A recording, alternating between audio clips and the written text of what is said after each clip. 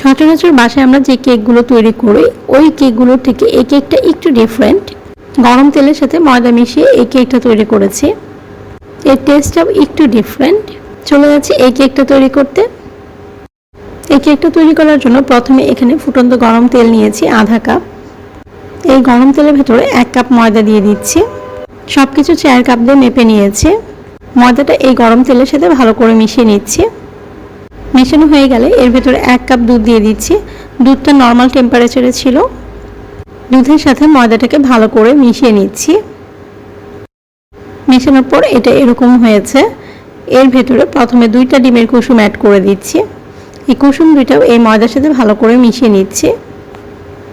প্রথমে 2টা কুসুম মেশানো হয়ে গেলে এর ভেতর আরও একটা কুসুম অ্যাড করে দিচ্ছি। এই কুসুমটাও এর সাথে ভালো করে মিশিয়ে নিচ্ছি।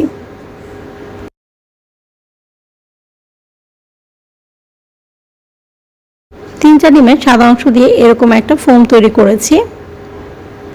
এই ফোমটা ঠিক এরকম হয়েছে। এই ফোমের ভেতর দিয়ে দিচ্ছি 1 কাপ চিনি। চিনিটা যতক্ষণ পর্যন্ত গলে না যায় ততক্ষণ পর্যন্ত এটাকে বিট করে নিব। চেক করে দেখেছি চিনিটা গলে গিয়েছে, তারপর বিট করা বন্ধ করে দিয়েছি। প্রথমে যে ময়দাটা মিশিয়ে রেখেছিলাম এই ময়দার ভেতরে এই ফোমটা অল্প অল্প করে মিশিয়ে নিচ্ছি। সবটুকু ফোম একবারে না মিশিয়ে 3 থেকে 4 বারে এই ফোমটা একটু একটু করে দিয়ে তারপর এটাকে মিশিয়ে নিব। এরপর আবার একটু ফোম দিয়ে এটাকে মিশিয়ে নিচ্ছি।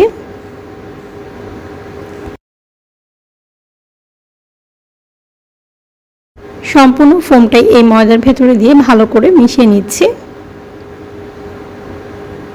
মেশানো হয়ে গেলে এর ভেতরে অ্যাড করে দিচ্ছি 1 teaspoon baking powder, half teaspoon baking soda আর সবশেষে অ্যাড করে দিচ্ছি 3 থেকে 4 ফোঁটা ভ্যানিলা এসেন্স। শেষবারের মতো সবকিছু আবার একসাথে ভালো করে মিশিয়ে নিচ্ছি।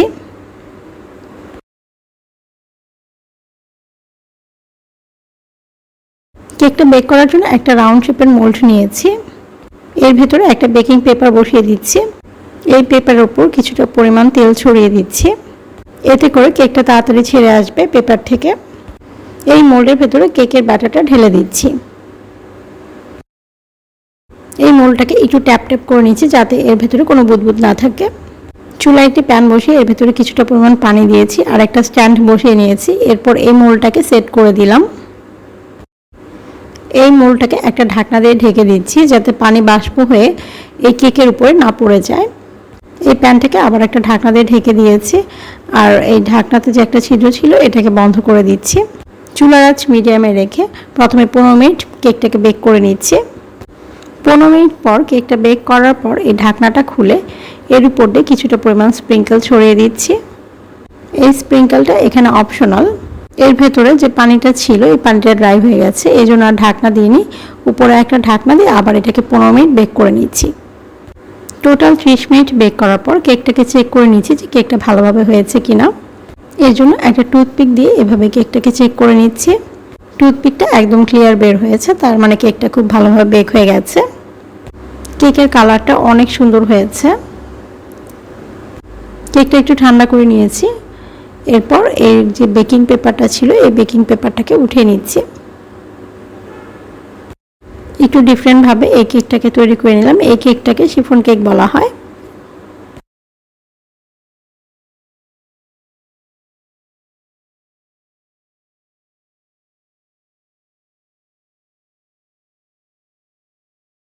আর এতক্ষণ সাথে থাকার জন্য ধন্যবাদ।